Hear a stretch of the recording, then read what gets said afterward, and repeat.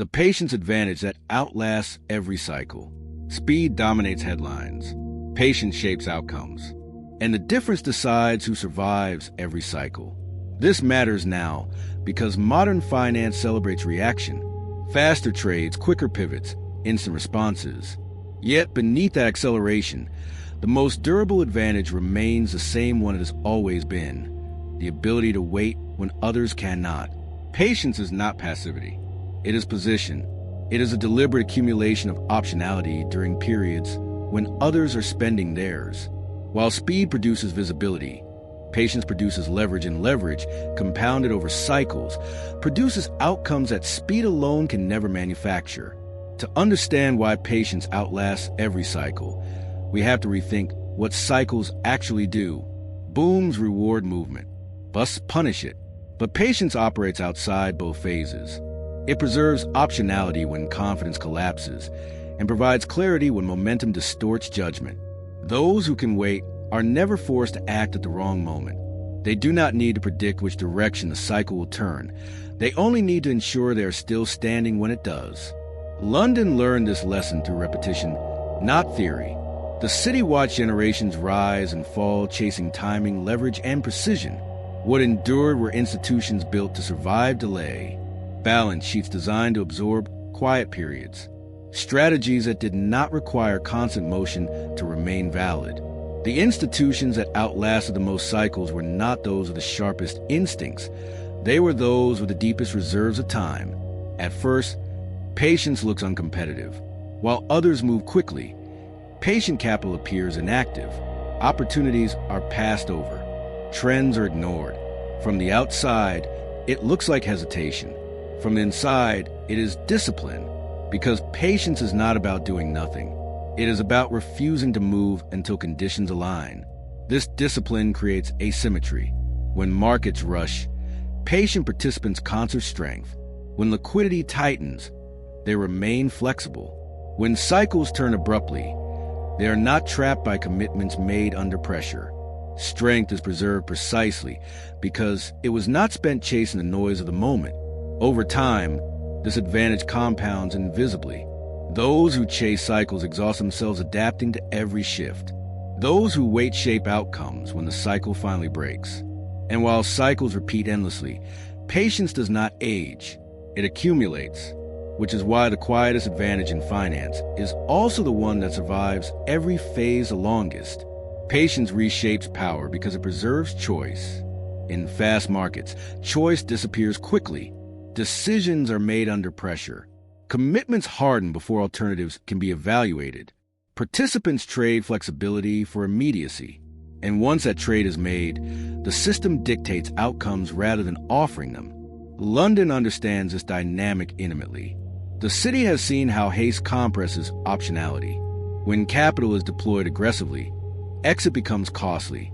When leverage is used to capture momentum, retreat becomes painful. Those moving fastest often become the least mobile when conditions change.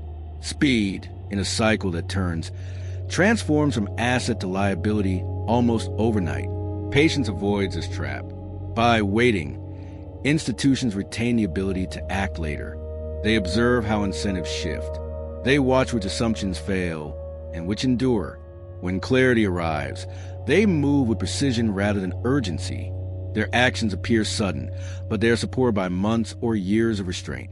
The decisiveness is real, but it is possible only because patience was maintained long enough to create the conditions for it.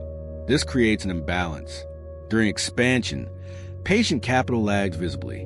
Returns look modest. Growth feels slower.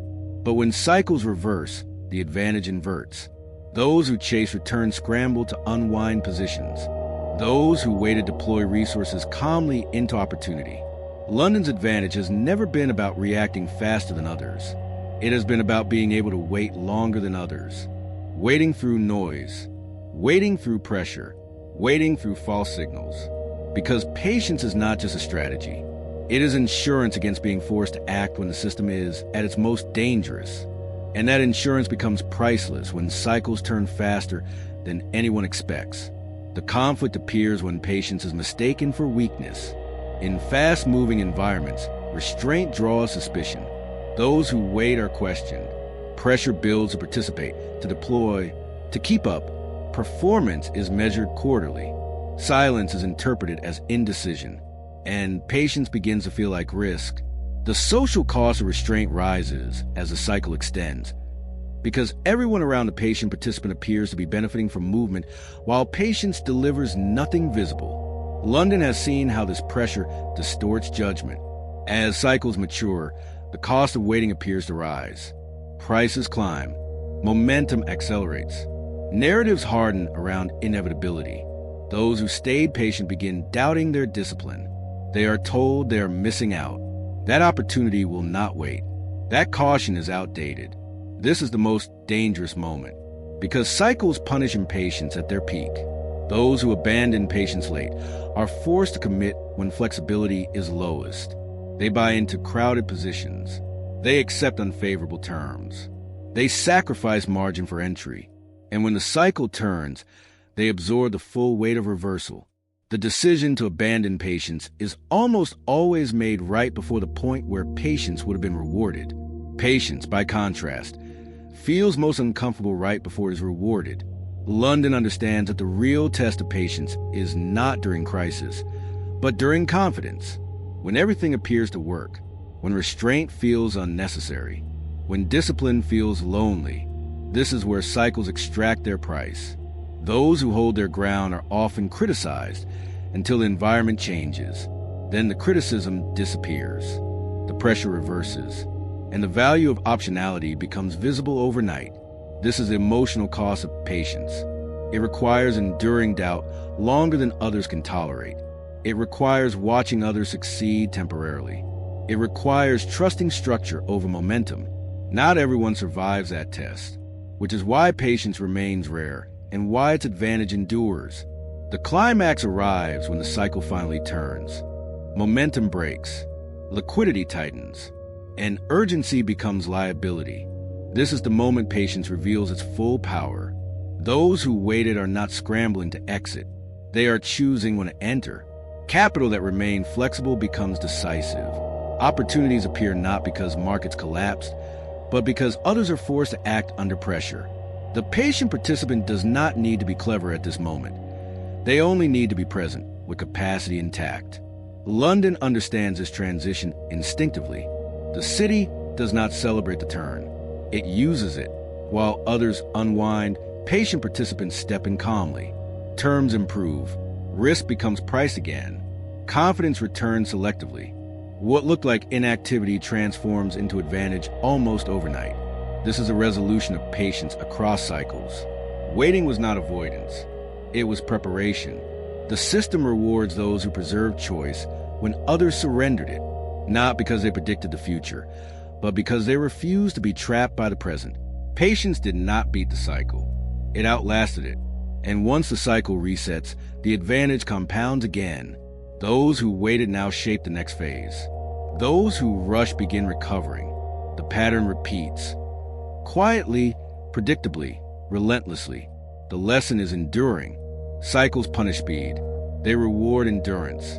And in a world obsessed with immediacy, the rarest edge remains the ability to wait without losing conviction.